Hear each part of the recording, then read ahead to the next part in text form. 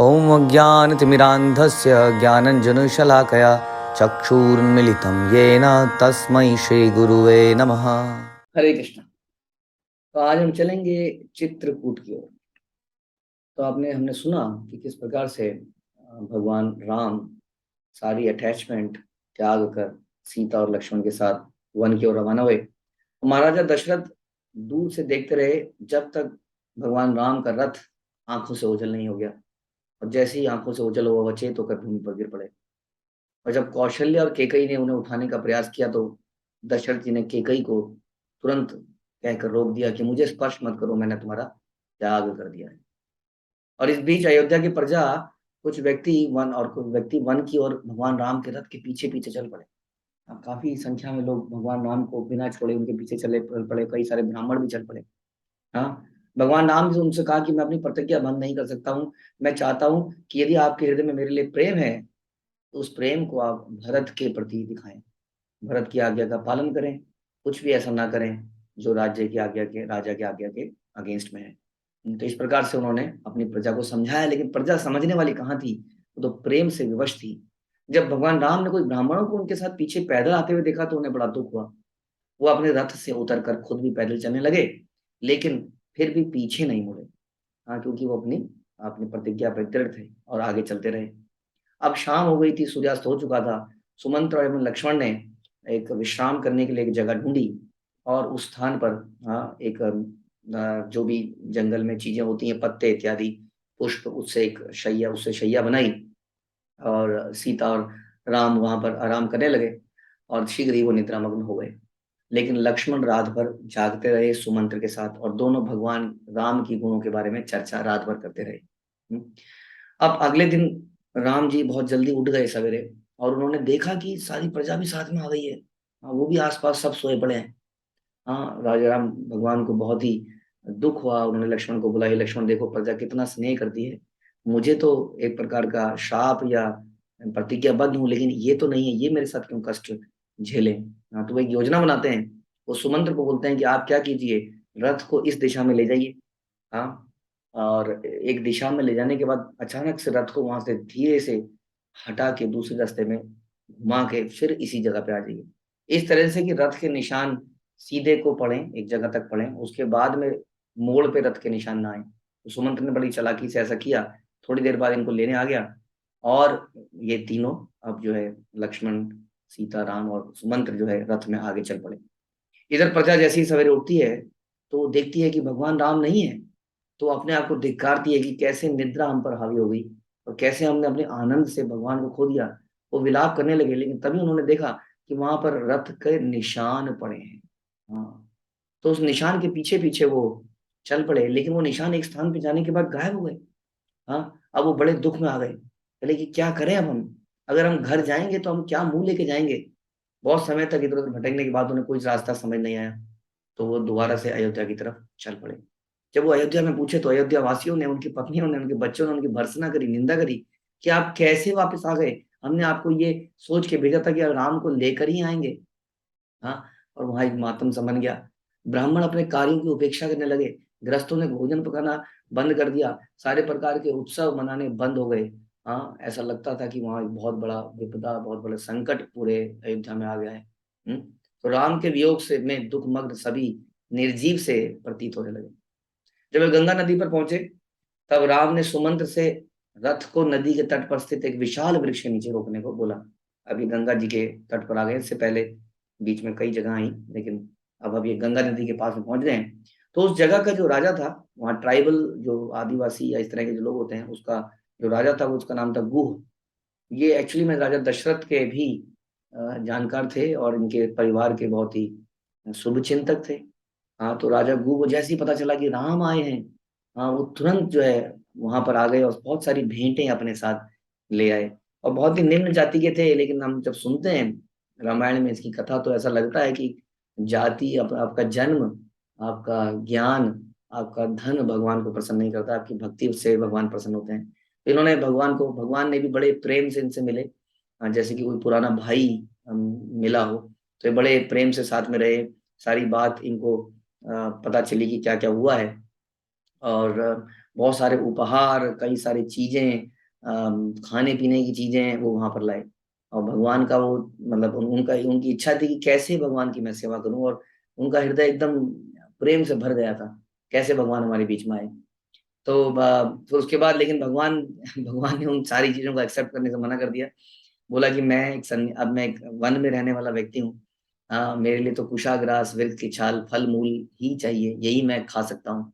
आप अगर मेरे लिए करना है तो बस यही सब चीजें ले आइए, और मेरे घोड़ों को आप खिला सकते हैं। तो घोड़ों को उन्होंने जो भी है उनका उचित खिलाया, और भगवान ने यही एक्सेप्ट किया, और सारी वृक्ष की छाल वगैरह गऊ से मंगवाई। हाँ, और वहां पर फिर रात्रि होने पर वहां पर आराम किया। तो लक्ष्मण जी को बोला गया कि आप भी आराम कीजिए, लेकिन लक्ष्मण तो पूरा ही प्रतिज्ञाबद्ध थे कि मैं भी पूरे 14 वर्ष सोऊंगा नहीं, भगवान की रक्षा करूंगा, उनकी सेवा करूंगा। तो लक्ष्मण जी जगे रहे रात को, और हम सुनते हैं कि भू भी रात को जगे रहे। तो भू के मन में कहीं ऐसा विचार भी था, कहीं लक्ष्मण कुछ मेरे भगवान को कुछ गड़बड़ तो नहीं करेंगे।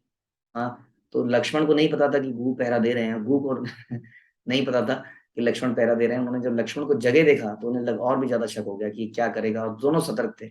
इधर लक्ष्मण भी सतर्क हैं कि कहीं ये आदिवासी को लोग कुछ गड़बड़ तो नहीं करेंगे। तो दोनों रात भर जगे रहे। लेकिन कुछ समय बाद दोनों को रियलाइज हुआ कि हाँ, ये सभी भगवान के अच्छे भक्त हैं। अब अगली सुबह हो गई, और गंगा जी को पार करने की बात आई। हाँ, तो भू ने अपने सैनिकों को भेज दिया, बहुत सारी वहां पे नावें आ गई, वहां सुंदर नाव वहां पे इकट्ठी हो गई, जिससे कि ये पार कर सकें। तो अब यहाँ पे बड़ा सा दृष्टांत आता है जो हम सुनते हैं। हालांकि ये वाल्मीकि रामायण में हम नहीं सुनते हैं, लेकिन इस प्रकार से एक घटना आती है कि केवट नाम का एक व्यक्ति आता है जो नाव को लेके आता है। उसकी नाव में भगवान को जाना था, लेकिन वो कहता है कि देखिए जी भगवान राम, आपके बारे में हमने सुना है कि आपकी जो चरण रज है वो जिस पे पड़ जाती है, हाँ, वो एक स्त्री बन जाती है। हाँ, बेसिकली वो अहिल्या के बारे में बता रहे थे, कैसे भगवान ने उस पत्थर पे पैर रखा तो वो अहिल्या बन गई। अब अगर यदि आप नाव पे पैर रखेंगे, हाँ, तो ये भी स्त्री बन गई तो क्या होगा, मेरी तो रोजी रोटी यही है। हाँ, मैं कैसे, भगवान राम हंसने लगे। और तो बोलना, भगवान राम ने कहा तो क्या करें, अब पार तो करना ही है, बताइए क्या करें। तो केवट ने बोला कुछ नहीं, आपके पैरों की धूल को हम साफ कर देते हैं, उसके बाद में कोई खतरा नहीं है। तो बड़ी चालाकी से उसने भगवान के पैर धोने का आज्ञा मान ली, और उसने कई बार बार पैर धोए। तो ये तो बोला कि एक भी कण रह गया तो खतरा है। और भगवान हम अंदर से प्रसन्न थे, मुस्कुरा रहे थे। और उसके बाद यही खत्म नहीं, उसके बाद केवट ने उस जल को पीना शुरू किया, छिड़कना शुरू किया, और अपने आसपास के सब कबीलों के ऊपर और सभी संबंधियों के ऊपर उसको छिड़कना शुरू किया। सबने पीना शुरू किया, वो एक वहां पर एक प्रकार का उत्सव मन गया। और उसके बाद में इसमें एक और घटना आती है, इस सारे एपिसोड में सीता जी थोड़ा सा परेशान सी दिख रही थी और केवट भी उनके ऊपर थोड़ा सा अलग तरीके से देख रहे थे। तो ऐसा बताते हैं कि जब जब भगवान विष्णु बन के शेष सैया पर लेटे होते हैं, और लक्ष्मी जी उनके पैर दबा रही होती हैं, उस वक्त एक कछुआ एकदम से आता है, और वो भगवान के लाल लाल पैरों को देखकर उसको लगता है ये कमल है, कमल का पुष्प है जो बंद है। उसको चाटने के लिए वो वहां पर उसमें एकदम से सर उठाता है पानी में से। और लक्ष्मी जी को ये अच्छा नहीं लगता कि कछुआ भगवान के पैर छुए।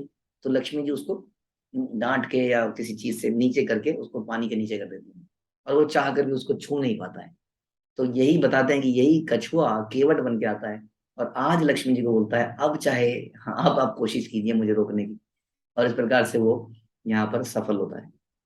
अब लेकिन समय आ गया है, बड़ा ही कठिन समय आ गया है। अब गुहिये जो है बोल रहे हैं भगवान को कि भगवान आपने वन में ही तो रहना है ना, तो ये वन ही तो है, यहाँ पर रहिए।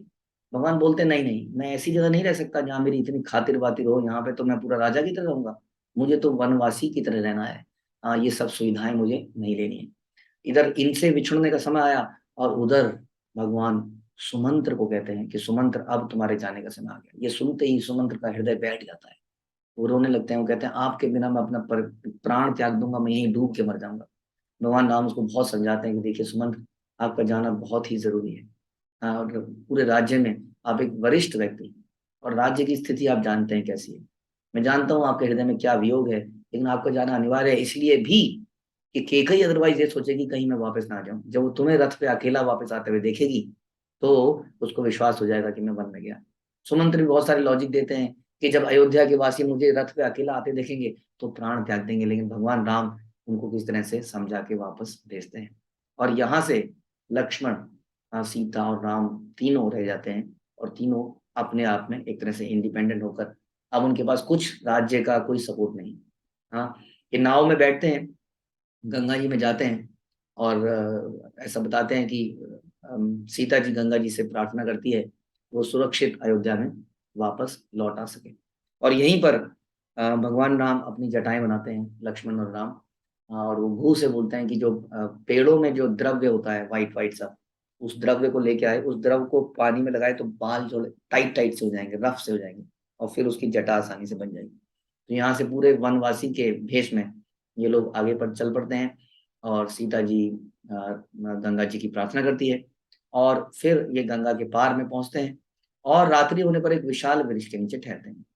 अगली सुबह सीता राम और लक्ष्मण चलते हैं, और थोड़ी दूर जाने पर वो गंगा जी और यमुना जी के संगम पर पहुंचते हैं, जिसको हम प्रयाग भी कहते हैं, प्रयागराज। और वहां पर उनकी भेंट होती है महान ऋषि भरद्वाज से। तो जब भरद्वाज के आश्रम में पहुंचते हैं तो भरद्वाज के जो शिष्य हैं वो भगवान राम की प्रतीक्षा, एक प्रकार से राम उनके आश्रम में बाहर पहुंचते हैं, बाहर खड़े होकर प्रवेश करने के लिए ऋषि की अनुमति की प्रतीक्षा करने लगते हैं। और शीघ्र ही ऋषि का एक शिष्य राम का अभिवादन करने आते हैं, उन्हें अंदर लेके जाते हैं, और जब वो देखते हैं ऋषि को तो ऐसा अद्भुत दृश्य देखते हैं, बहुत सारे ध्यान मग्न वो रहते हैं शिष्यों के बीच में, और कई सारे जंगली जानवर वहां देखते हैं, ऐसे कि उनके आपस में उनमें कोई द्वेष ही नहीं है उन जानवरों में। हाँ, तो भगवान समझाते हैं उनको कि राम जी इस दृश्य को सीता को समझाते हैं कि किस प्रकार जब हमारे जीवन का उद्देश्य एक ही हो जाता है तो आप उसका बैर समाप्त हो जाता है। यहाँ पर के जानवरों का भी उद्देश्य भगवान की प्रसन्नता है, क्योंकि वो एक साधु के संग में रहते हैं, और इसलिए इनका आपसी भेदभाव, द्वेष समाप्त हो गया है। हम तो मनुष्य ही योनि के हैं, अलग अलग जानवर नहीं है, हमारा आहार मनुष्य नहीं है, फिर भी हमारा मनुष्य से द्वेष रहता है, एक दूसरे से द्वेष रहता है, कई बार भक्तों से भी द्वेष हो जाता है। इसका मतलब हमारे जीवन का एक ही उद्देश्य नहीं है, एक ही पर्पस नहीं है। तो ये चीज भगवान राम सिखाते हैं सीता जी को। अब जो है भरद्वाज जी उनका बहुत अच्छे से स्वागत करते हैं, भोजन के लिए फल मूल और भिन्न भिन्न प्रकार के भोज्य पदार्थ लाते हैं, और उनके निवास स्थान की व्यवस्था की जाती है, और बोलते हैं कि मैं आपके आगमन की प्रतीक्षा तब से कर रहा हूँ जब से मैंने सुना था कि आपने निष्कासन, मतलब आप जंगल में जा रहे हैं, तो मैं आपकी प्रतीक्षा कर रहा था। मेरी इच्छा है कि आप वनवास के 14 वर्ष शांति से मेरे आश्रम में रहें, और मेरे शिष्यों की सहायता से आपको यहाँ किसी प्रकार की दिक्कत नहीं होगी। लेकिन भगवान राम कहते हैं नहीं नहीं नहीं, मैं यहाँ नहीं रहूंगा, क्योंकि एक जगह तो मैं ऐसे अतिथि स्वीकार नहीं कर सकता हूँ, क्योंकि तो वन में रहने आया हूँ। हाँ, और दूसरा ये जगह अयोध्या के बहुत निकट है। हाँ, कोई भी यहाँ पर आता रहेगा और मैं आपको भी तंग करेगा, आश्रम को भी डिस्टरबेंस होगी, और प्लस मेरा जो मेरी प्रतिज्ञा है वो पूरी नहीं हो पाएगी। तो भरद्वाज मुनि उनको सजेशन देते हैं कि आप यहाँ से थोड़ी दूर चित्रकूट जगह है, वहां पे चली जाइए, लगभग 60 मील दूर है। यमुना नदी को पार करेंगे तो एक शाम नाम का एक बड़ा सा विशाल वट वट वृक्ष आएगा। यदि आप वो पहुंच गए तो आप समझ लीजिए आप सही जा रहे हैं। वहां से आपको चित्रकूट की पहाड़ियां दिखेंगी, बहुत ही सुंदर जगह है। वहाँ जल प्रमाद, बहुत सारे झरने, झील, कोयल, मयूर, बहुत सारे फल मूल, और बहुत सारा शहद, ये सब कुछ वहां पर है, बड़ी सतोगुणी जगह है, आप वहां पर रहिए। तो भरद्वाज ऋषि के साथ आश्रम में रात्रि को व्यतीत करने के बाद सीता, लक्ष्मण और राम जी सवेरे वहां से चल पड़ते हैं उनकी आज्ञा लेके, और यमुना नदी के तट पर राम एवं लक्ष्मण ने बांस के लट्ठों से नदी को पार करने के लिए नाव का निर्माण करते हैं, और नदी के मध्य पहुंचकर सीता जी कालिंदी से फिर से प्रार्थना करती है। और वहां पहुंच नदी को क्रॉस करने के बाद उन्हें वो वट वृक्ष मिलता है, शाम वट वृक्ष। सीता जी उस पवित्र वृक्ष को प्रणाम करती हैं और अयोध्या वापस आने के लिए प्रार्थना करती हैं। उस समय वहां ठहर कर सीता जी ने और सब इन तीनों ने वहां पर रात्रि व्यतीत करते हैं, और अगले दिन ये मॉर्निंग में चित्रकूट के पर्वत के निकट पहुंचते हैं, जहाँ प्रचुर मात्रा में फल फूल मीठे जल मधु वगैरह सब कुछ होता है। हाँ, और ऐसा बताते हैं कि जो है वाल्मीकि के आश्रम में भी पहुंचते हैं वहां पर, तो तेजस्वी ऋषि हर्ष से राम सीता लक्ष्मण का स्वागत करते हैं और वहां रहने के लिए आमंत्रित करते हैं। और थोड़ी वहां से दूरी पर लक्ष्मण जी बहुत ही सुंदर कुटिया बनाते हैं, बहुत ही मेहनत से, बहुत ही समय लगाकर, ऐसा कहते हैं कि एक बारीकी का ध्यान रखते हुए लक्ष्मण जी कुटिया बनाते हैं। हर चीज का कि उनको क्या नहीं चुभेगा, क्या चुभ जाएगा, उस सब का ध्यान रखते हुए कुटिया बनाते हैं। और भगवान राम उनसे बीच में पूछते हैं कि क्या अगर हमें यहीं से जाना पड़ गया तो, इतना समय तुमने इस कुटिया में लगा दिया। तो लक्ष्मण बोलते हैं ये तो मेरा सौभाग्य है, इस कुटिया को बनाने के लिए मुझे आपकी सेवा मिली, अगर इस जगह को छोड़ेंगे तो फिर से सेवा का मौका मिलेगा। हम कई बार अपनी सेवा से अटैच हो जाते हैं कि मैंने इतनी मेहनत करी, आपने उसको यूज नहीं किया, खाया नहीं। जबकि लक्ष्मण कहते हैं एक बार और मुझे सेवा करने का मौका मिलेगा। तो अद्भुत चरित्र था लक्ष्मण का।